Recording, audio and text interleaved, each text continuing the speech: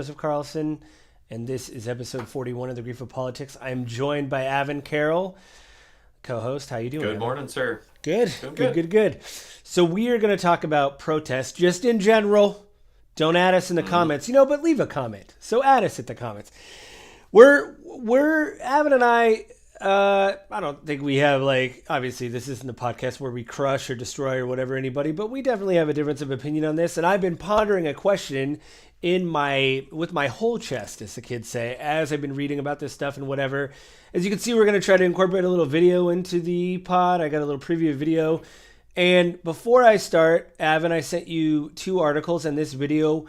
Did anything, the initial talks we did when we talked about this and covering this, did anything change? Did just off the initial impressions, off reading these articles, did anything, sway what you were feeling in these? I have more insight into behavior of the current set of protests going on. Protests in general, no. But the current set of protests regarding what's happening in Gaza on college campuses.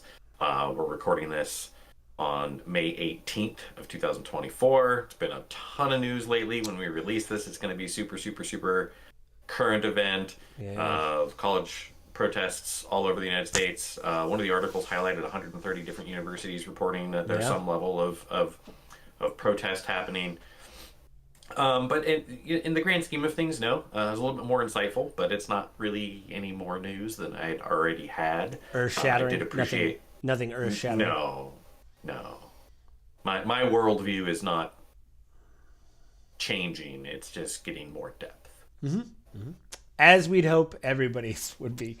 I think because I have the preview, I'm just going to start with this preview. Are you ready? You could see everything. You could watch everything. You're good to go? Yeah, go ahead. I'm only going to play about a minute of this. I got a stop point. And just to remember, this is off of YouTube. This is Dr. Bruce Robbins. He's a Jewish professor at, I believe, Columbia. And this is on Al Jazeera, their channel. They're funded by the Qatari government. I don't know if that affects anybody's, viewing of Al Jazeera. Some people think they're a front for a terrorist organization. Other people just think they're a news organization. Whatever. So this is him speaking about the divestment and things on college campuses. So I'm going to start this. We will not stop. We will not rest. The people on the board of trustees, who I assume are giving the instructions to our president, are very intimately connected with Wall Street. There's a lot of investment in intelligence, in military hardware. It's a thing about this issue that if you ask for transparency on this issue, which can seem like a small issue given all the injustice in the world, I think it sheds an extraordinary light on the way things are run in general. And that's one of the many inspiring things for me about focusing on Gaza. Let's see where the investments go. Let's see who's profiting. If you see where the investments go, you see who's profiting from this. An awful lot of other things about the system are going to become clear. And in that sense, I think it has the potential to go quite far. Trying to reconcile. I will stop there. So that's basically, what I've read. That's probably the most succinct in a minute. Somebody just saying this is what this is about. I've read around. Well, in theory, obviously we could talk later about if we think all college kids are some people just like, I don't know why I'm here. I like camping. There's tents. I don't know why, but for me, this is broad strokes why this is happening, or the sense of why the kids are, they don't want to be part of, and this comes to the issue we've talked about several episodes. If you feel uneasy on what's happening with Gaza, if America has crossed a red line and Israel has, and if you believe that we are giving money to Israel to continue what they're doing, then this is a way for you to say, I don't want to support this anymore. On a broad level, we could talk about, we'll probably get into protests. I think the question, so I'll just say, listening to that, was that good? Did you watch this before? I forgot if you said that you did or not. I did not, no. Yeah, I ran out of time to watch That's the fine. whole video, which was, actually not that long. You'd said 20 minutes. So Yeah, was I checking in at watched a 6. couple others when I was prepping. So like this was the one I was like, oh, he said it in a minute. Like this professor just in a Yeah. minute was like, oh, this is. You're like, oh, I don't I don't know that this is as succinct as you think it is, Joe. Like I don't think he directly addressed what the students are asking for at all, unless you already are coming in with the base assumption that the students are asking for universities to divest from Israel because they're upset by Israel's actions. And then you dig in a little bit more of the background, and he's in support of it, thinks it's a good idea because it thinks it's going to trace back money, and that's why universities are resisting the protests, as opposed to he could have started off with like, hey, they're upset because of what's going on in Gaza, and they think that this is a genocide, and that Israel needs to stop doing it, and that we need to stop funding it, right? Like, I don't think it was succinct at all. I think it digs, it starts way deeper into the understanding of what's happening than maybe some people have. And I think that's important, right? Because depending on where you're getting your news, and actually, really, honestly, pretty broadly, the news is deriding the behavior of these students. yeah. I mean, famously, These protests. Dana Bash of CNN did a whole monologue where she compared the universities, what was going on in the universities, to Germany in like the late 1930s. You know, like the crackdown. Like they're basically it's pretty crazy that you would Right. compare. And one of the articles we go through, and we'll dig into a little bit more, right? Like they really highlight Columbia specifically, talking to students that are of Jewish descent or practicing the Jewish faith that are feeling uncomfortable and unsafe on their college campuses, because there is rhetoric and language that makes them feel unsafe because of the way they're being approached by people. One student highlights having someone get in her face very aggressively, "Are you a Zionist? Are you a Zionist?" And feeling unsafe to go back on campus again. Um, and it goes into like some of the language that's being used, and I think that's very important. Then they go to the flip side of it and they talk about, right, like there's a lot of news right now that's saying that if you're calling for anything, Jewish people are being told that if these words are used, then that is instantaneously anti-Semitic, and so it's heightening the level of anxiety and distress for Jewish students on these campuses, when it really shouldn't be, because it really shouldn't be taken in this anti-Semitic way, because that's not what's intended. I mean, there was, like I said, there was a lot more depth and a lot more nuance after going through sort of the back and forth viewpoints of it. Which article specifically was that one? That was the one from The Guardian.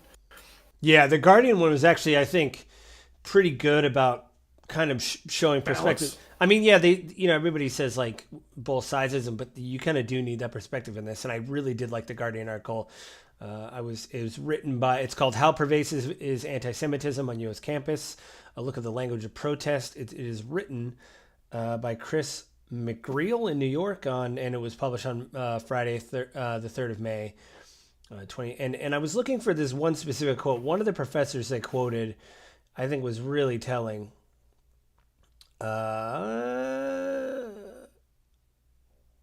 Okay, right here. One of the student protesters, Jamal Mohammed, who was born in Jordan to an exiled Palestinian family, acknowledged that some Jewish students are genuinely fearful. But he said that it is in part because pro-Israel groups push the claim that opposition to Zionism amounts to support for Hamas and a call to attack Jews. Mohammed attributed charges of anti-Semitism to students who do not like hearing legitimate differences of opinion, such as accusations that Israel is committing genocide in Gaza. Quote, "There is a distinction between being unsafe and feeling uncomfortable. It's very notable to see the discourse around this issue because the right in this country that's been talking about woke culture and how young people are snowflakes are suddenly adopting this narrative around safety, which is really a narrative around comfort. People do not have the right to feel comfortable in their ideas. This is a university. This is a place to challenge people's ideas. Discomfort is not the same thing as danger." And that really stood out to me. I 100% agree with what he said, and I find deep irony in his argument, because the right for decades has been saying the same thing about snowflakey, safe spaces, Right. Right. and not being willing to hear counter arguments. So I thought it was very, very ironic that that is his argument. I The counterpoint I would have to him, though, is there is a difference, right? If you made that same argument to an African American and there were protests about, you know, African Americans in on the campus that were not necessarily racist in their tone, but like, I don't know, I'm trying to think of a comparable and there really isn't a good one. But if you were to do that, those African American students would feel very uncomfortable if the majority of people that were there were white. And they would not want to go on campus because they would be afraid based off of history. And justly, they would be worried. Um, Israeli, Jewish history and Israeli history says that, they're going to get attacked and they're going to get killed and that people hate them. And whether or not that is the intent, you are raised with that in that community your whole life because for the longest period of time in history, they have been hated and derided and the target of blame and ridicule. I don't blame these students, and I think he is accurate and inaccurate at the exact same time. I think rhetoric has elevated it, but simultaneously, right? Like, if you're Zionist, you're the bad guy. If you're Jewish and you're not against what Israel's doing in Gaza, you are the bad guy. And simultaneously, that same You mean not Jewish for? person has You to mean deal... not for what Israel is doing? I think you said against. You mean Right, not yeah. for? Sorry, I got it backwards there. You're fine. If you're Jewish, and I just you're want to not correct for the it, record and be you're like, the wait a bad guy. minute. Yeah. No. We want it right, and I'm thinking as I go and on the fly. And so I think he's being a bit insensitive, but simultaneously also calling out a real challenge that we have, right? Like, we can't have genuine discussion and civil discord in our country. We have broken down, and not on just this topic, on many topics. We have broken down to this point where people are so deeply tied to their belief in what they are standing for that they can't hear any counterpoint at all without feeling like they're attacked. We have a whole culture of silence is violence. And it's not far enough behind where that was a resounding mantra of other protests. Right. If you're not with us, you're against us, and we will come after you. Yeah. The other challenge is, right, like, you're a handful of a population, of people in a population, and there's these massive crowds, and mobs get nuts. Yeah, and there's been reports It's scary.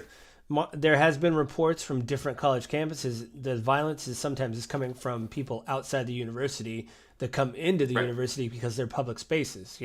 Even if Columbia is private property, people can walk through Columbia, right? So they come Same in. as you or I could go over to UW today and just walk across the campus, right? So it's happening where it's like, and both sides are saying they're not with us. But when the cops roll in, they're just taking everybody. They're not. They're like, who are you? In that, In that same Guardian article, one of the things that they brought up is it's not necessarily counter protesters. It's people that are also on their side, but they're not the student body that are elevating things even further. Right.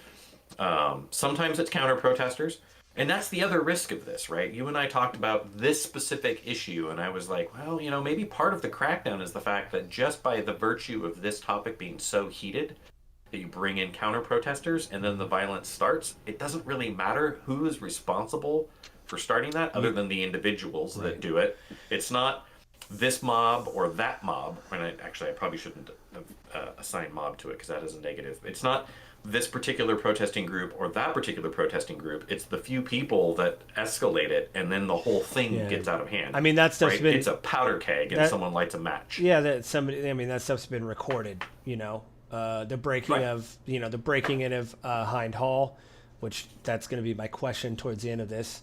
And also somebody supposedly pro-Israeli side had a Israeli flag draped across their thing, walked into a group of pro-Palestinian protesters and said, "Death to the Jews."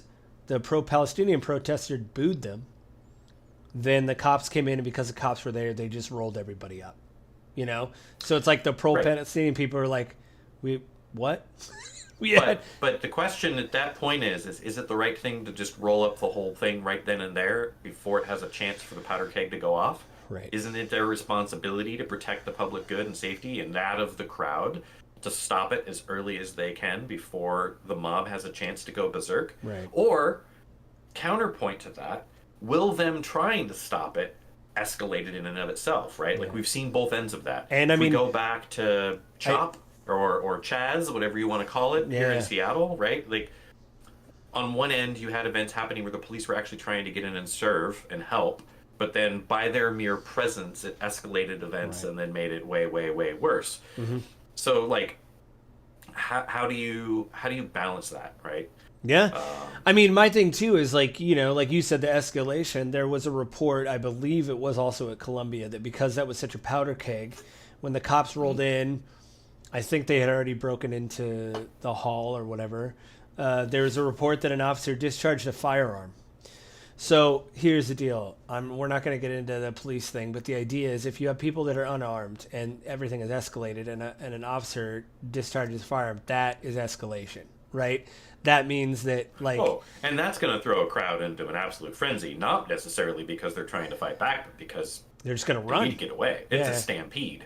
Yeah. And then, you know, more people could be injured. I will say, you know, based on different colleges people were at, the colleges, like the second article I sent you from... BBC. Yeah, the BBC was basically a breakdown of, like, what... Actually, I'm going to stop my... Well, I'm not going to stop the preview because it'll screw up the window. Anyway, but the BBC one basically talked about how these... my computer is lagging for some reason, but oh, good. My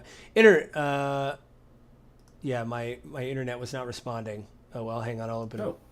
But yeah, no, those. Okay, we need to close YouTube because apparently it's breaking. I don't know why. But yeah, the one about how different colleges were dealing with certain things. I have to recrop you, but you can keep talking. But I do like that some... Well, yeah, like the discussion of some of the universities sitting down and talking with the students and like, hey, let's limit the size of the encampments, but you can still keep it. Or some of the universities being like, you know what, we're not going to promise you that we're going to divest right now, but we're going to put it up for a vote at our next board of trustee meeting. Right? Like, different campuses have been doing different things. Some of them have just been like, nope, we're rolling it up. You're done. Goodbye. Yeah. I know Greg Abbott has come under fire because he has They sent the police in and just said no, and then period. Yeah, and on top of it, supposedly there wasn't any reports of anti-Semitism or even violence. It was like, hey, there's just these tents in the middle of the university, and it's a public place. It's not a private university. So unlike Columbia, where the professor had to invite the police in to crack down on, you know, or break everything up. And again, you know, the idea that, you know, Greg Abbott has talked about free speech and stuff before. And you and I talked privately on the phone, this idea of, like, there's footage of, like, the KKK or neo-Nazis, whatever you want to call them, going through Florida, you know, or somewhere. I know Florida happened like a month or two ago, and part of me is like, man, but then I'm like, well, they can do it. I mean, I don't know if they had to get a permit. Free speech. We've got to protect free speech on any end of it. Yeah. I don't know. On the flip side, right? Like the same thing I said here for the college campuses, right? Where does it cross a line where the police are justified in breaking it up or ending the valid and legal protest? Where does it become an illegal protest? And that's a very difficult thing, right? It is legal as long as you're not destroying private or public property. It is legal as long as you are not inciting or, for that matter, being violent. Mm-hmm. The moment you cross the line into inciting violence, being violent, or destruction of property, it's no longer a protected, legal, free speech scenario. Mm. The challenge is, when it is a mob, it is impossible for police to walk in and say, you smashed a window, you're going to jail. Instead, there's thousands of people, and they got to be like, hey, everybody, one guy ruined it for everyone. Yeah. Gotta go home. And it doesn't look good. right? It looks like a crackdown on it. And it sounds like from all the reports that I've seen and what you and I have talked about in the case of what happened in Texas with Abbott, it was just like, we don't like what you're saying, get out. And that's not cool. Didn't he even lose a lawsuit on that, like really quickly? Yeah, yeah. I'm sure the ACLU was. I think I read a report that they were like, send lawyers down there, and they immediately went down there and like, we're squashing this. You know, there's no way that somebody, you know, is trying to. People are trying to exercise free speech. Not being violent, not even calling for violence, not even, you know, they're not. Some of them that I read were just like in the middle of the like courtyard quad areas, you know, and you know there has been reports at the smaller universities like, hey, they're blocking, we can't get to class. Some of them people are like, I'm just going around. It looks like they're having a barbecue. They got flags up. One thing I will say is, you know, again talking about the media covering this, or even like, well, whatever. The media sometimes says like, oh, these are pro Hamas rallies. And it isn't just like Fox News, like the right way. You will, like, again, Dana Bash on CNN talked about how these are just like the Nazis in, you know, in 1930 in Europe. And it's like, not difficult to look at what's happening and to conflate that without actually talking to the people or hearing the information. To look at images, it's not difficult, right? Like, I cannot think of the name of the particular scarf that they're wearing. Kifa? Yeah, the Kefka or whatever. Yeah, I think it's called the Kefka. Right, yeah. like as a sign of support. And that is very easy to, if you're not deeply involved or if you're only looking at a surface level without a lot of knowledge, like myself included, I have very little knowledge. If you're looking at that, it's very easy to see like, hey, that's pro-Hamas. People flying the Palestinian flag, that's pro-Hamas. And it's easy to say that because Hamas is the government in Gaza. Right.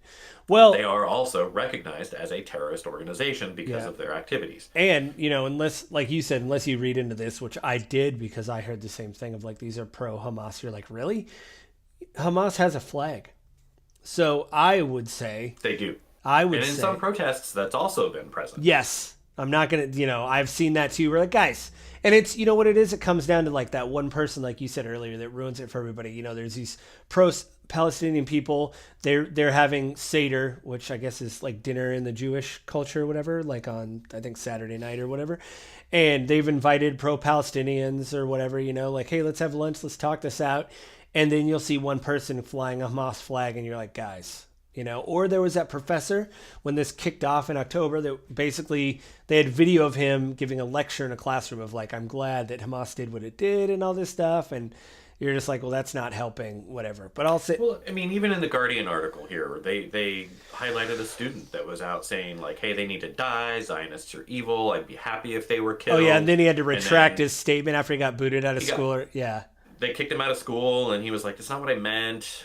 Or like, I'm sorry for what I said. Of course I don't want people to die. But like literally that was his wording. Like he was like, they need to die. Hey, it's appropriate. If I think he should have gotten action. I think he should be kicked out of school. Maybe this is one of those things. I mean, I've been a dumb 18, 19, 20-year-old before. Maybe this is the thing where he's like, oh, there's consequences to my action. I should really choose my words. So easy, right? Like, and we've got 20 years on most of these protesters, right, on the campuses. Wow. So we've got a little bit of space on like, you know, emotional regulation. It is really, really easy. And I'm not saying some of these students don't have that, but any mob is going to pull you into that. And it is easy to get sucked into that's the bad guy. I'm the good guy, right? The signs were like, be on the right side of history. You are automatically assuming that your position is perfectly correct. Mm-hmm. Yeah. I mean, and look, it is not hard. Any of these students can go out and hop online and look at the pictures from the attack on October 7th. Yeah. If the United States was attacked in an equivalent way, we would respond. We did. We did a it. Massive level of force. We did. We did. We definitely did. We definitely did. Now, with that said, the United States has a different philosophy on this, right? Like, we went in and we were like, hey, we are going after the militants. And we used targeted guided munitions, and we really focused on, like, the training camps for Al-Qaeda and that kind of stuff. But civilians still died. Yeah. Well, I mean, we sent teams in, right? Like, and you know, we've seen interviews with military leaders and, you know, Jocko, who's a very well-known, I think he was a SEAL, who's probably going to at me in the comments because if I got, but he talked about that like you knew people were going to die, and I sent people like, hey, some of you aren't going to make it, but we have to do this. Even if there was one insurgent, he said in a building, we'd send a team in, and the team wouldn't make it out, but we wouldn't bomb the block. You know what I mean? Like we wouldn't hit the block. Like there's no way to evacuate civilians. And it actually, I read the Afghan papers, which was a big. It was I think I can send it to you on Kindle, but it was a big investigative report done by somebody, believe through the Washington Post. And he went through years of these records that had been declassified and interviewed everybody in the Afghan conflict, well, as many people as he could get. And everybody made fun of like the hearts and minds. But when you hear Jocko and them talk about it, he said, no, it really was us knocking on doors like, hey, have you seen anything? We want to make your neighborhood safer. And if the people trusted you, then they would point you in those directions. So there is a relationship here, and it's really hard to win that trust when you're in leveling homes. Yeah, I mean, what's happening? Right? As we've talked about before, right? It's a different conversation from the one we're going for, right? And we've kind of gone off on a different tangent. But I'll reiterate. You and I have talked about before when we talked about this conflict. Is I don't think what Israel is doing is the right course of action, but I understand it. I understand the emotional response. I understand also the political response. Like Bibi has to do this. Netanyahu has to do this to protect his hide. He can't allow any other position. And the rhetoric of anything that's against us is anti-Semitism is a very easy button to push, right? Mm-hmm. It's the same thing. You and I talked about it this morning before this. It's the same thing as using, no, that's racist. Well, once you throw that out there, you've shut down all conversation. Or at least you're attempting to. Yeah. It's the same thing with, that's anti-Semitic. Well, no, it's not anti-Semitic, right? Like, the Israeli government versus the Jewish people. And that was one of the things in the Guardian article that someone brought up, too, that I thought was very important to recognize. What the Israeli government is doing is separate from what the Jewish people want, believe, or should be, how they should be treated, right? Right. Well, I mean, it's the same. Some Jewish people want it. Some Jewish people don't want it. Yeah. Well, it's the same thing here with... They should be allowed to have that back and forth. Yeah, it's the same thing that happened in 9/11. Like, listen, there's a lot of people that, we had that same discussion here about like, oh, you're not for the troops or you're not supporting the government if you think this is wrong. And we had the same discussions here. I went through my... Just a lot less heated because you aren't bringing in,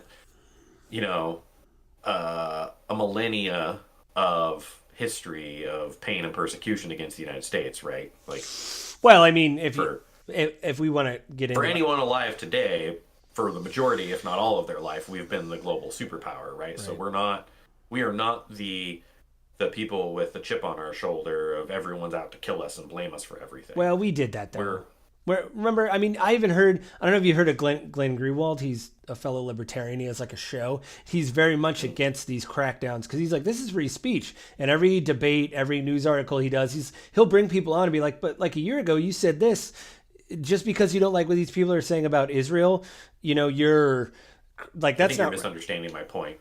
The point I was getting at is, what's happening with Israel and Israel shutting everything down is anti-Semitic. We don't have that position, right? So when we went into Afghanistan, the world wasn't like, we weren't able to be like, well, if you're not with us, then you're instantaneously anti-American. But people did that. We don't have a word for that. We don't have a behavior for that. Well, we did do that though. We were saying things like, you don't support the troops, you don't support us, like, and they also... Correct. And that's where I'm coming from, right? It's a different level of accusation. Well, I mean, if you're not Jewish, being anti-Semitic is different than not being a patriot. Right. Well, too, we don't have the, not even, I mean, the Holocaust obviously was horrific, 6 million plus.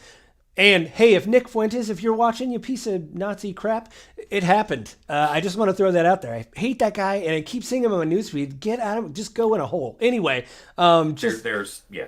Anyway, even before the Holocaust, there was pogroms where, in Europe, they would just round up Jewish people and like slaughter them and throw them in, mass graves and stuff. It's like... For the entire history of their people...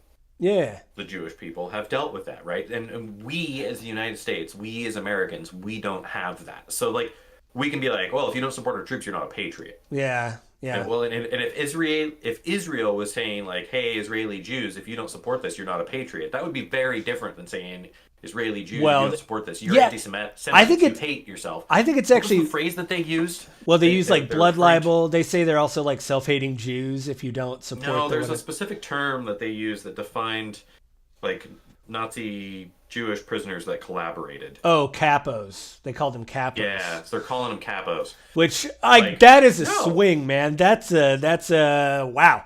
You know, that's a. I will say this though. The reason why I brought up Glenn Greenwald is because he actually called out a conservative person to his face, where it was actually Megyn Kelly, where she was like, you know, they hate our freedom. She did that whole thing. I was like, what is it, 2005? But she did that, like, you know, they hate our freedom over there. And Glenn goes, come on, Kelly, you're smarter than this. You know why Iran? They were talking about Iran, and he's like, you know why Iran doesn't like us? It's because we overthrew their government in 1953 and killed the CIA took out the Shah and all that, and like overthrew their government. It's not that they hate that we have freedom. We actively affected their elections and their future, you know? And I was like, we need more people like that are like, hey, this whole thing of, you know, being whatever. You can't fix your history, and you can't move forward if you can't learn from it. And when you gloss things over and whitewash stuff, you can't learn from it. And that's something that in the United States, I think we actually do a pretty dang good job of. And I think most Well, I mean, with the Americans First get really Amendment- offended that it's not perfect. I think with the But I mean, I would invite any American to go to another foreign country and try to question the government the way that we can here. you thrown in a Like Some people Australia, can. we think of as an extremely free democratic country, and they were throwing people in jail during the pandemic for even remotely questioning lockdowns. In the UK, they were holding rallies and they were putting them in jail as well for. I think Right. they were protesting. Actually, whatever. I'll say this: like the across the board, Oh, go ahead. we try. We at least try in the United States to Well- try to make ourselves better, to have these discussions. We are not perfect, but we at least try. Yeah, I mean, shout out to the First Amendment. That's all I gotta say. My Now, if only question. we could be more like the Falklands government. Oh, I don't know what that. I don't know if you knew that or not, but the Falklands government, well, I hadn't made my point yet. I don't know if you did know, but the government in the Falklands has no parties. Oh, Island. sweet. So No you could- parties. That's Now, there's only 3,500 people, but no parties. I mean, there's a plus on the plus column. Right. So my question is, I've been reading all this, and I'll pose it to you before because I'm still thinking about it. Do you think an act of violence, or I'll say this, property damage, because that seems to be the hang-up that I've read about in the news. Do you think an act of property damage negates the protests? Define negate. I'll say dismiss. So not negate, but like in the media, at least what I've seen, and this is just my example. Every time someone brings up the protests and how they're violent, which I haven't heard of people. Sometimes they are. I haven't heard of people getting hurt. I've heard of property getting hurt. And it's not like burning a building down. It's like breaking window, like the Hind Hall thing, getting into Hind Hall. My thing is this: does that? I mean, for me, what upsets me about that is not the vandalism. I mean, those people obviously, if you're caught doing that on camera, you know, whatever, jail time, fine, whatever the equivalent is, you're on private property. I don't know, whatever. Full extent of the law in that situation, you know, you damage property. But what I'm seeing in the media is because that happens, one side is able, well, like both sides really are able to say, see, they're violent. So they're not even protesting correctly. You know, like we can just look at these degenerate whatever. They're not, and that angers me because I'm like, well, like nobody was hurt, and especially when Hind Hall got broken into, that's been done before, and it's like it's almost symbolic of them to do that. It's too easy to focus on that violent act, that destructive act, and walk away from what the students are saying for a myriad of reasons. I'm not going to say it. It does not dismiss or negate their points or their arguments, in my eyes. But the reality of it is, the moment you do that, I mean, one, the news cycle is going to go for the sensational thing. Right. Two, you've now brought in law enforcement because, hey, someone was violent. You're done. the protest is no longer a nonviolent protest, even if it is just property destruction. We talked about this before on our own, and we kind of had this discussion. And sort of my thinking is, right, like from a legal standpoint, the moment any property is damaged, it's no longer a peaceful protest. And so by definition, it has to be broken up from a legal standpoint. Now, the school could be like, hey, police, leave it. Like, we'll deal with property damage behind. We want our students to be able to express themselves. We've got video footage of the offender. We'll go after them after everything wraps up. Right. We don't After want we to escalate. Yeah, after we dismantle things. I'll say this. I want to read again from the BBC article. Some Jewish activists have warned that by playing into tropes about powerful Jews manipulating power, the perception that freedom of speech is being curtailed and protesters arrested at the behest of a powerful pro-Israel interest risks fueling anti-Semitism. They talked to a protester named Jared. He said, Jared saw another danger too. If you protest against the genocide and then a lot of people come out and say that's offensive to Jewish people, people will associate Jewish people with committing a genocide, and that makes us infinitely less safe. He said, Jewish people aren't committing a genocide. Israel is, and Israel does not represent all of the Jewish people. And by using the Jewish people to shield Israel from any criticism will lead to an unbelievable amount of anti-Semitism. And I think that's well said. And, like a lot of people said, because of this, because of everything that Israel is doing, it is actually making Jewish people less safe, because this obviously then, everybody focuses on these protests and like they want to know what Jewish people are thinking and saying and all this. And if you believe no, go ahead. Using the phrase genocide in and of itself is incredibly inflammatory and risky and dangerous, right? Right. It's like in the Guardian article, again, they talk to someone else. They're talking about infantata and how it doesn't mean what we associate it with. But unfortunately, like the vast majority of the world population associates infantata with suicide bombings and the killings of Jewish people. So when you use that with a different meaning, but the audience that's perceiving you doesn't understand your meaning or don't agree with your meaning, it doesn't have the effect you want it to. Again, so genocide is a dangerous and inflammatory phrase to use because I do wish too that people are just saying genocide because it's like that's what's on the lips and mouths of babes, as they say. But the ICC, it's the International Court of Justice. The ICC, like they said it. Yeah, they said it is probable genocide, and they're looking into it, right? And there's been more charges brought up against Israel because as everything has escalated, people have been like, "Hey, you need to start putting injunctions and making these people stop." But there's been mass graves, people that were handcuffed in them, and those haven't been fully investigated. Supposedly, there's war zone. You can't. There's been some prison camps where the reports of. There's been some video footage that CNN did a massive report about a prison camp where it is, it is comparable to like the worst, like Abu Ghraib and all that. Like people are getting their handcuffed too tightly. Anyway, again, this Guardian article knocks it out of the park. This quote right here, from the two slogans in particular draw accusations that they amount to calls for violence against Jews and therefore make Jewish students feel threatened by those who chant them.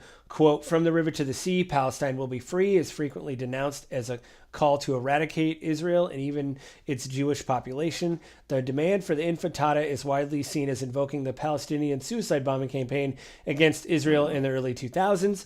I have also heard that the first infantata that happened in like the 80s or the mid 80s to the 90s was peaceful, but everybody brings up obviously the suicide bombings.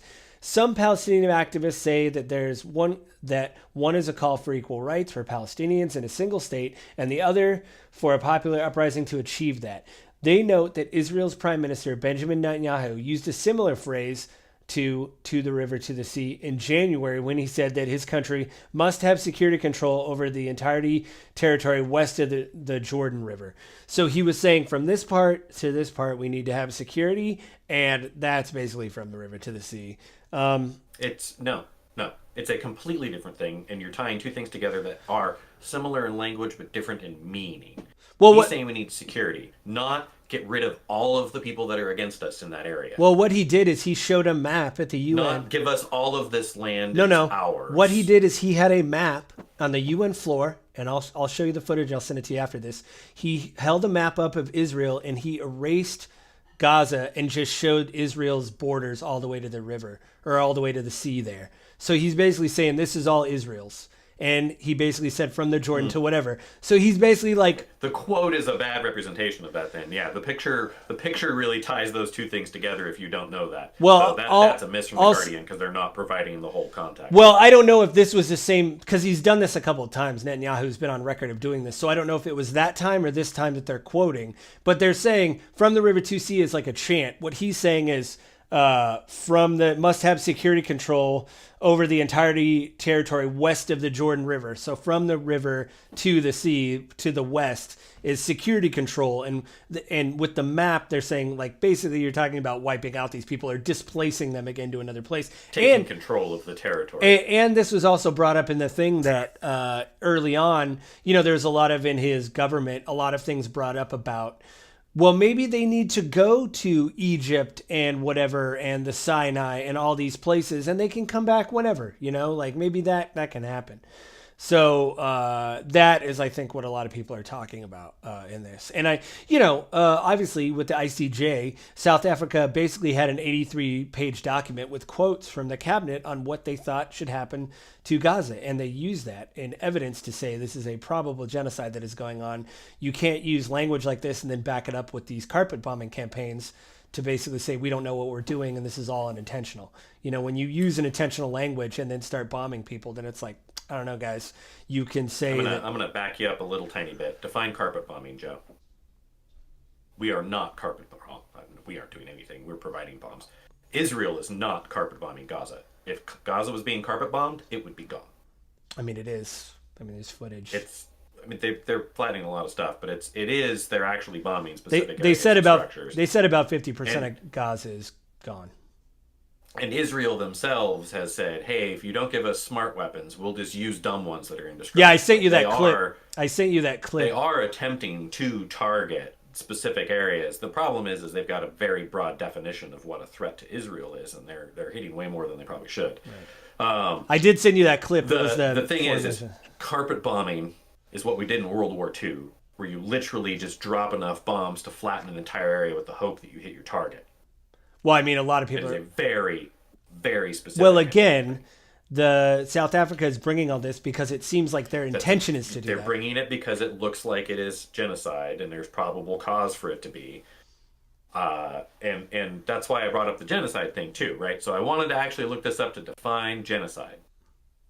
A deliberate killing of a large number of people from a particular nation or ethnic group with the aim of destroying that nation or group. Mm-hmm. Israel could kill every Palestinian in Gaza without effort. They would not have to go this slow. If they wanted to commit genocide, they would commit genocide. That is a stretch. What they are doing, however, is still hateful, in my opinion, and indiscriminate towards the people base, because basically in their eyes, they see all the Palestinians as also supporting Hamas. They've said that. And mind you, I am not in there. I don't know for sure. This is looking from the outside, looking in, and having a little bit of an understanding of the history. But I think to use the word genocide, like the court's going to have to go in, they're going to do their investigation, they're going to say what they're going to say. But from my understanding of genocide, if that's what they were doing, they wouldn't be sending leaflets, they wouldn't be warning people to go away, they would just flatten it. We're going to napalm the whole area. Well, we wouldn't be using targeted munitions. They'd be using dumb munitions. It would just be, we're just going to walk through basically in a wide line and level the whole thing. Well, there always is counterpoints to that. I would say that they're doing just enough to try to not raise the ire of the international community. But I think now what's happening as this goes on, that people are really starting to look at them. Like there was another thing that came out about these mass graves. And these people that were buried, and then what happened? A lot to question. And then not denying that. And then what happened was the reporter asked one of the State Department people. There's footage of it. He said, "Are you right now, the Palestinian Health Authority is asking for an independent body to come and investigate what's gone on because they want a third, and the U.S. has said no because it won't be bad. It won't be hard to make Israel look terrible. Yeah, and Israel has said, well, we're looking into it, and the reporter said, so you're basically letting one of the accused people investigate themselves. If you say that this, you're basically allowing Israel to go, we'll look into it. And you're like, wait a minute, if it is you, then shouldn't we get, and why won't the U.S. push to have, the NATO and all them, we'll send someone, but the U.S. is like, I don't know, they said they're going to look into it. And the reporter said, that's not. The UN had the vote on the floor. So, anyway, we've gone off on a totally separate tangent. This is the second episode now on what's happening in Israel. On the protest side, kind of coming back to the protest aspect of it, though, there's a lot of reason for people to be upset. There's a lot of reason for people to say, hey, colleges, divest, get out of this. We don't think what Israel's doing is good, right? We did it over tuna fish in the 80s to protect dolphins. We did boycotts, We right? did. And hey, from all I've read, dolphins aren't good people. They're just a little mean. They'll try to drown people and stuff. And anyway, right. So, if we're willing to do it for the dolphins, can we just not do it for bombs? I think or divest for bombs? That is the reason for having protests and the reason for being out there are valid and okay. And I have to say this, right? In our recent history, we don't have to go very far back in the history of protests in the United States of America to see true violence. Mm-hmm. Yeah. True destruction of property.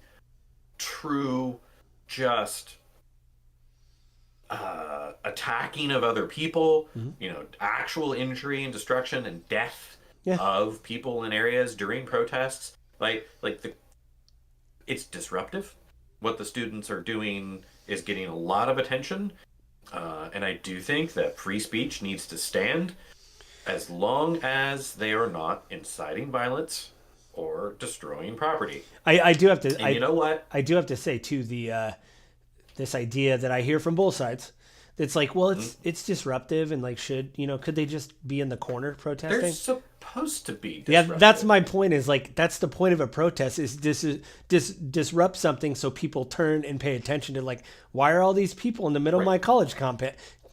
Why is everybody walking? I need to see enough people on the street in opposition to an idea or a behavior that we recognize that wow, this makes people angry. In the history of the United States of America, we're good at this kind of thing. Yeah. And you know what? We're founded on it. The British Tea Party. The idea too that or the Boston Tea Party, not British. Boston Tea Party. I do like the idea too of with the Million Man March in DC when Martin Luther King Jr. spoke. I love the idea of somebody just not living in the area going, what's going on today? Is something happening? And you just see a million people going towards you. Is there a sale? What? Right. And then they're like, oh, Did and I then miss something? then they turn on their TV. They're like, oh, wow. But there's something very powerful about a large gathering of people. There's also something very dangerous about a large gathering of people. And in this particular one, right, that we brought it up several times, the language being used is extremely inflammatory. And so it's very easy for the media, and specifically anti-Semitic, genocide, terrorism, right? These particular infratata, these particular phrases are all very inflammatory, and they have deeply rooted meanings to different audiences, and they aren't in alignment culturally. I will say and too. So, go ahead. Sorry, finish your thought. So the students should be allowed to have their protests, and whether or not the universities listen, the students should still be allowed to make their point and say what they want to say. Yeah, also, just to say, there is protests happening in Israel right now because many of the families of the hostages have not been returned. Where's our family? Yeah. Bring them home. And the aerial shots, it's thousands, and they said the families have been planning it for weeks, and they've been moving from I think they went to Tel Aviv to Jerusalem. They moved from city to city with thousands of people. That has to be such a big thing. I mean, when the I think I sent you the Jerusalem Post article that they're more of a right-wing paper in Israel. Even they're this, we're not doing a good, the Washington Post, it's more of a right wing. They're we're not, Israel isn't doing a good job, this war The isn't going to. Washington Post is a very left-leaning. Was it the Post? There was some. Anyway, there was a right. Maybe. Oh, it was the Wall Street Journal. Jerusalem Post is more right-leaning. The Wall Street Journal is definitely more right-leaning. Yeah, they're right leaning. I think they were the ones going, this isn't going to end well. And even they're like, hey, does Israel have a day after plan? Because like we haven't seen one. Has anybody seen one? And like that's the thing. So it's like I think these protests are even more important because they need, and I think also the protests in Israel are by far the most important. Yeah, what we do here in the United States is, and here's the thing that actually probably above all else, right? Like, whenever there's any kind of protest or challenge or civil discord where you're calling someone out for a thing, my question is always, are you trying to win, and by win actually achieve the goal you're after, or are you just trying to be right and browbeat people into just giving up because they know that you are a zealot and are never going to change your mind or you're a counterpoint, right? Right. You only win when you come to the table and you're both willing to make concessions. Well, it's good because faith, that's right? who we are as human. Yeah, we've talked about it before. It's good faith, and it's the humility to go, hey, I'm not going to get everything I want, but we're here to compromise, And I think... So students going out to do these protests of, like, divest, I think the intention there is right, like, get out of business with Israel, divest from these investments or behaviors that are supporting Israel as a nation, with the hope of, like, hey, if we cut some money and we show Israel as a country that there's going to be pain for this behavior. I think that's the hope, right? Just like sanctions against Russia right now with Ukraine. Yeah. The challenge for me is I think there's a lot of strife and suffering and anger and frustration in these protests, and I don't think it's going to move the needle at all. I will say though, Netanyahu's government doesn't care. Oh yeah, that's a whole nother episode. But I'll say this for the protests now. Just them saying divest. I know there's like a board of directors and they do investments, but you think, even as like I don't know if I'm normie. I mean, we both have political podcasts and we're kind of online a bit when we read these, and we always have these side. Anyway, the idea is you're like, what are they investing and what do they need to divest from and what percentage are they investing in it? Like, it does kind of raise the needle that way of awareness. Like the professor and said. That was the video in the opening, right? Of we're starting to ask deeper questions. Yeah, and that's why I was saying, right? Like, I don't think his is a summary of these protests. I think his is a deeper of like, what are we going to find out when we dig into this? Yeah, and again, why isn't there transparency just in general of who's investing in what? There's been a lot of, I don't know if you're aware of AIPAC. They're a lobbying group. They lobby for candidates and stuff all the time. It just came out the other day. Ryan Grimm did a reporting on. They're very much involved in these protests because they're coming out. There's spokesman for AIPAC saying that these protests are pro-Hamas and all this. Well, it just came out that what's happening is donors are donating to like AIPAC, and so then AIPAC is donating to a candidate, but instead of disclosing that it is AIPAC, they're putting the person's name down that gave them the donation. So like the most of the donation is like $3,000, and so instead of saying this is a $3,000 donation from AIPAC, they're putting Jane Smith's name on there, saying Jane Smith gave this candidate $3,000. And when reporters have called those people to be like, did you know that you gave to this candidate in Portland, Oregon? You live in Minnesota. And they're like, oh, I just give to AIPAC. And then they give that money to the candidate. So that's another way for transparency of like, we're not disclosing who we give money to or where this money goes. If that woman found out like, hey, I don't care about this race in Portland, I don't want AIPAC to give them my money. If she knew that's what she was giving to, like, because maybe the representative of AIPAC said, hey, these are all local races. This is what we're going to do. And metal meets the road. And it's like, no, I mean, I think that just goes to what these college kids are talking about. It's like, where is this money going? And what is happening with our like we're donating, we're giving tuition money to this college. Where is that money going to? Who is giving that money to who? And again, to just go back, it's the idea of like, maybe normal people be like, yeah, I'm a donor, my kid went to PLU, let's say, and I want to give them money. They call up every year for a pledge drive. Where does PLU donate to? Am I okay with them giving that amount of money to? Maybe it just raises the awareness of people to go, I want to look this up and see. And that's an appropriate question, right? I don't think the majority of Americans, maybe not all, but I don't think the majority of Americans. So if you're listening to this and you are someone who actually digs into that kind of stuff, great. But I don't think the majority of us actually really dig into where the money that we spend with any organization really goes to. You hear about people getting upset about like, I'm going to use something that we've talked about before. I'm not going to shop at Chick-fil-A because Chick-fil-A donates to anti-LGBTQ organizations. And so People have dug into it, they've seen the information, and decided they don't want to do it. Now, you and I have also talked about that's changed. The owner got called out. He got called out by franchisees. Yeah. Or not the owner, but like the president. Yeah. And so he went out to actually meet them and was like, wow, these policies are hurting people. We're not going to do that anymore. Thank you for bringing it up. Yeah, we'll be more. Right? Like, we've learned our lesson. It's not going to be a corporate mandate. We're just going to be, if we don't like it, we're not going to do it, and whatever. Yeah. And so, like, I think that's important to recognize. Like, hey, we, by voting with our dollars, we move the needle. Yeah. Yeah. I think for me, it's just like you said, how good is it? It is making me raise questions of like, do I really want to donate to this cause or whatever? Or like, I don't, and that's another reason why protests are doing their job. Yeah. Right? These protests are bringing attention to a way deeper ingrainment of, or involvement of these universities with Israel. And if you don't support what Israel's doing, right, like, you're going to be in the same boat. Like, hey guys, I'm not donating to you because you're involved. It's not just the students calling for them to divest. People that are looking in are going to get this information, like that professor talked about. As we dig deeper, we're going to find out more and how these things are intertwined, and that's going to hurt the universities. That's where the universities are going to feel it. It's not going to be the protests. The protests are bringing attention. It's going to be when big donors are like, no. Right. No, I don't agree with what Israel's doing. And just I'm not giving you money. Just as a liberal hippie, it's kind of interesting to see Biden lose the election in real time. Can I just say, all these young people out there that are like, I'm not going to vote for him. And it's like, wow, there's going to be. Are we going to go from like one of the highest voter turnouts in history, probably, the 2020 probably, election, to like one of the absolute lowest probably, in 2024 probably, because no one wants to vote for either of these guys? Also, they're going to debate, apparently, Trump, if they agree. And they've one of the supposedly they agreed, but now they're attacking each other, which I think is hilarious. Yeah, that's too. Hopefully, they have a pillow in both their corners so they can like take a nap between. Whiny politics. Like, you're old and wealthy and powerful. Why are you crying in the media? Oh man, crybabies. Do you need new diapers? I mean, they might. Let's be honest, they might. But I'll say they're both.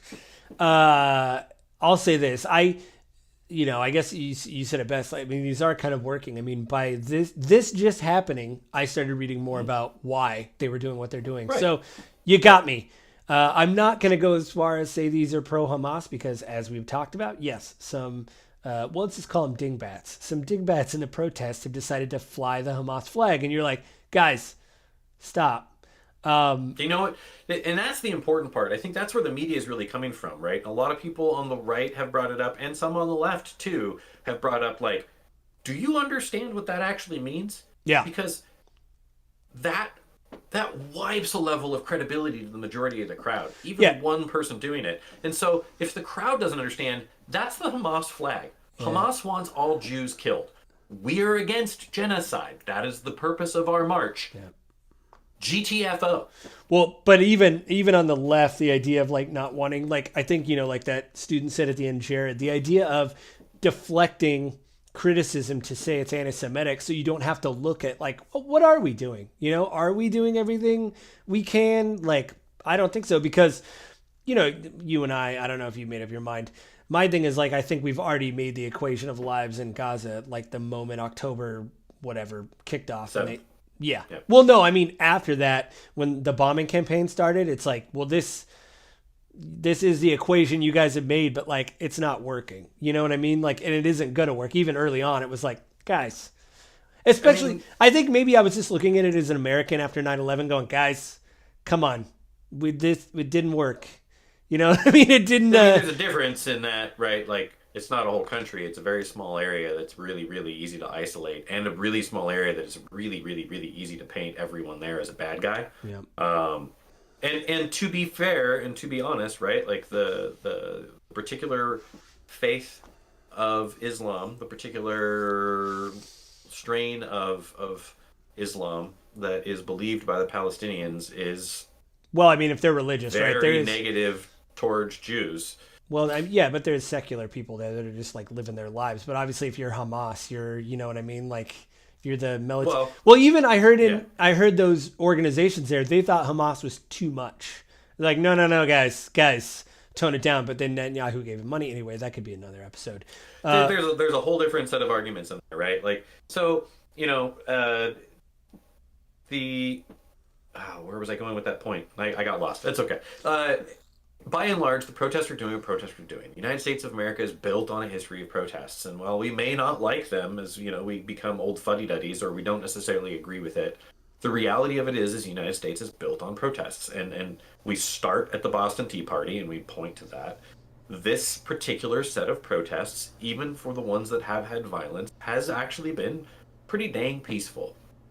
Um, they're relatively isolated to Yeah. college campuses. They're not interrupting with society, right? This isn't Seattle in 2021 when people are literally blocking the freeway or taking over whole neighborhoods and kicking the cops out. I just want to say for the Black Lives Matter thing, I mean, yeah, there was looting. I saw the footage too, like you did. Shout out to the Yeah. one guy that I saw in the news creep into the Cheesecake Factory by the convention center, dip in and dip out with a whole cheesecake. He wasn't covering his face.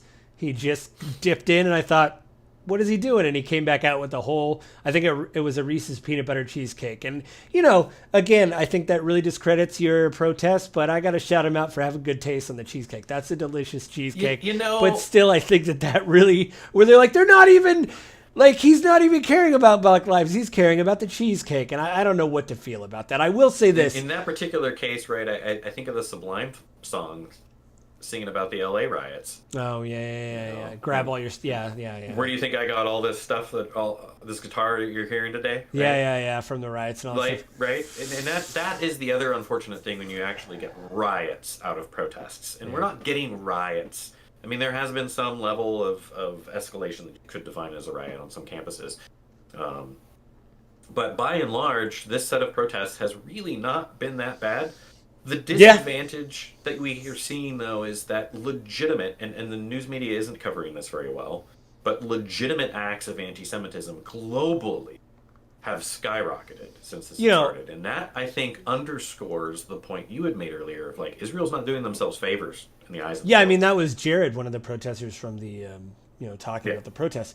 And also, anti-Islamic hate has gone up too. We saw it after 9/11. I mean, you'd have to be blind to say that didn't happen. It happened then. It's happening now because people, if you are in the camp of Israel, then you're probably looking at everybody that is against them. And there's a lot of there's been racist stuff on film, being recorded by news organizations when these encampments are being ripped down. Some people have said some racist stuff, and you're like.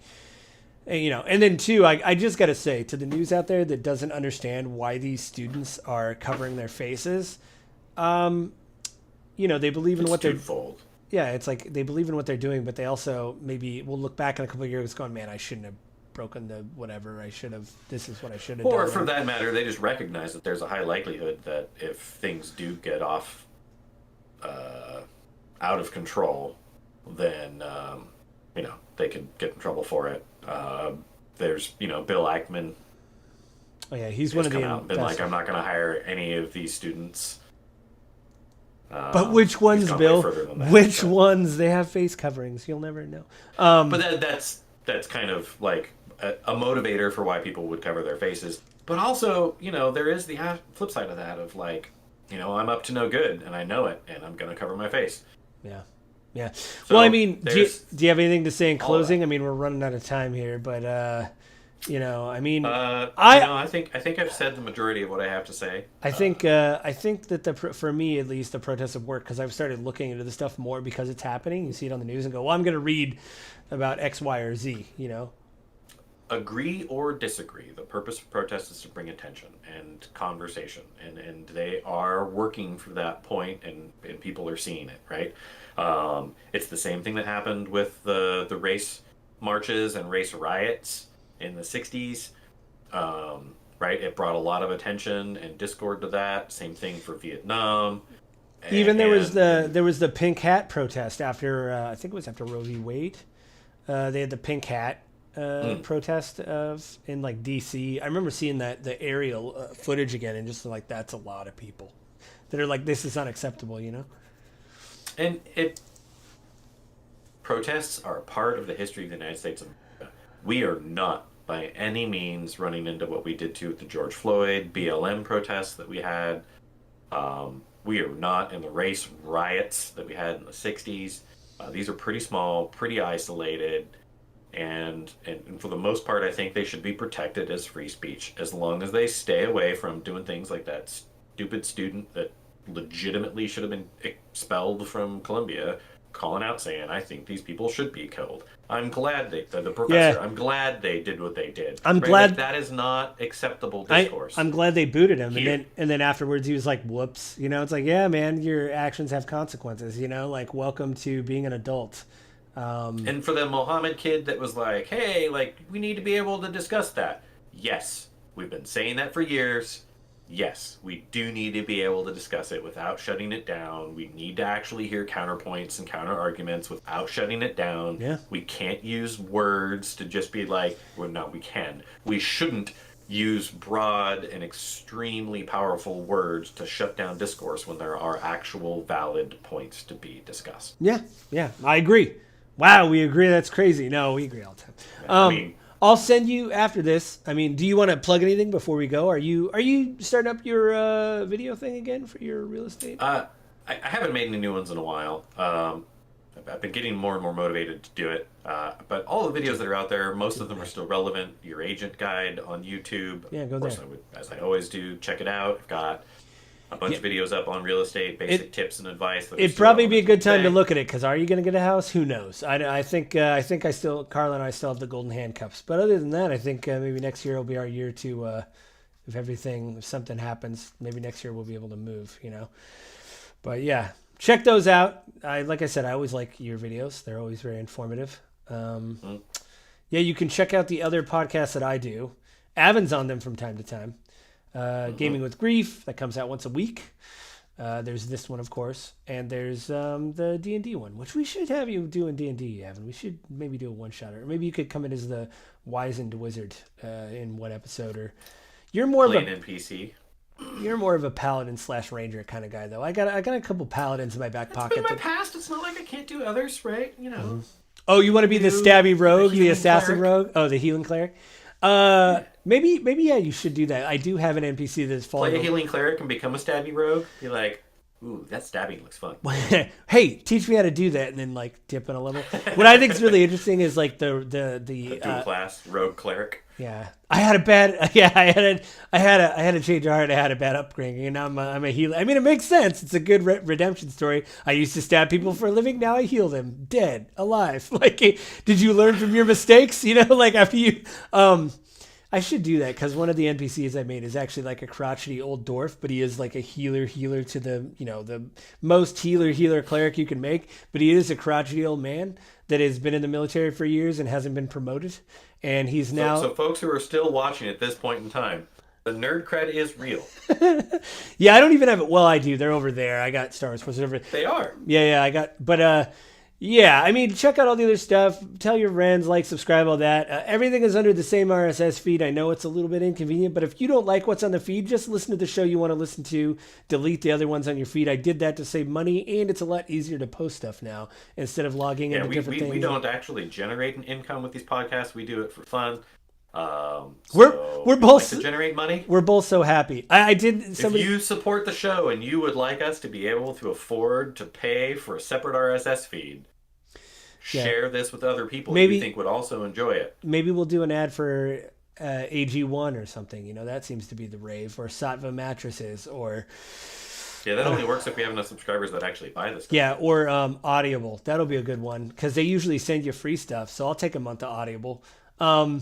Avin, thanks for joining me. Next month, we used to like announce what we do, but we're trying to keep this a little bit more current. So we probably won't do that because we have talked behind the scenes of should we talk about this, especially And if there's a lot of stuff going on in the world right now. We've got a lot of things we can talk about. So we're trying to- trials going on right now. There should man. be some decisions on that soon. The- we might by next month actually have a decision from the Supreme Court on immunity. Oh So- yeah. Well, the abortion thing. I wonder. You know, we talked about that years ago, and that whole thing in Idaho is happening with Idaho and the emergency. There's an emergency decree that, like, if you're a doctor and you get money for Medicare, you have to get you have to do emergency treatment on somebody to stabilize them to get the federal money. But what happened is because of the abortion bans, The government said you still have to give people emergency treatment, but now the pro-life people have stepped forward with the lawyers saying this doesn't count. This can't count under what we're doing. You still have to not give people abortions. And so it's at the Supreme Court now, and they're saying, what is emergency medical need? What do you consider? So they're going to be able to strike down the Idaho law, and it may strike down more of the laws saying this doesn't go in line. Every justice has been asking questions, and I gotta say and this is just them playing the audio. There's no commentary. That lawyer in Idaho is not having a good day. When the justices, it's been about 4 minutes. I haven't heard that one. I've heard about 4-minute clips of each justice just asking him questions. Amy Coney Barrett, Sotomayor, not Gorsuch, Kavanaugh. They've all asked him questions, and they're not. He's being so broad that they're like, well, if this is so broad, wouldn't the medical leave also count because it's also broad? So, could a doctor use whatever? It's fascinating. And again, the clips I've heard is just the audio of them asking questions. I'm like, man, is that guy even sleeping? Like, I wouldn't want to leave the Supreme Court and be like, when you're going to the Supreme Court, you're going to get grilled. Yeah, and like I said, it's not only everybody thought it was going to be the liberal justices. It's the conservative justices is like, wait a minute. So what you're saying is X, Y, and Z. What about this, and this? Really putting the screws to them. So I think maybe we should look into that too. Like, I'll write it down on my list and we can keep track because I think they're still hearing arguments for another week or so. Like I said, I'll look into that and see what it is. But yeah, I mean, like I said, we're trying to be a little bit more current as opposed to not. I mean, we used to do, which is fine. I like doing that stuff about libertarianism and stuff, but broad topics, kind of differences between left and right. The challenge, I think, also that we run into that, though, Joe, is that neither of us are really committed to the far left or the far right. We're both far more moderate. Man, they're idiots. No, I think the idea is just got a big, huge scale of left and right, and we're both closer to here. Well, I think, the idea is to have the humility to call out your side and not be so, driven and laser focused to say that everything else is wrong. I've really gotten tied to the phrase zealot lately. I think that's a really good descriptor. We are becoming a country of more and more zealots on the left and the right, committed to their cause that they're just unwilling to hear anything from the other side. Yeah, man. I mean, hey, I'm the first to admit, like, I'm not excited about Biden. He is old. Please, someone else. Please. And I'm sure being conservative, you're like, I'm kind of tired of reading about Trump at another court case. And is he in court 4 days a week? Except for, I am not a Trump person. Right. I've also never defined myself as a Republican, whereas I think you do consider yourself Democrat. Yeah, I don't know. They're kind of making me mad. I don't know. I'm a little bit more progressive because I think Democrats are like the moderate liberal, like the ranked choice voting. Yeah. Ranked choice Hell yeah. voting. Can we Bring go it have on. a protest of our own? We're the only two people on the highway, honk. If you like, and we get like one. Go right on I-5. You pick one up north. I'll do one down here. And we'll send photos to each other. My ticket? Yeah, and it'll be like, oh, we got one honk. Somebody knows. Or they just saw a sign and honked. Either way, I'll take it. So, well, thanks, Avin. We'll do this again next month. And, everybody have a safe and happy month, I guess.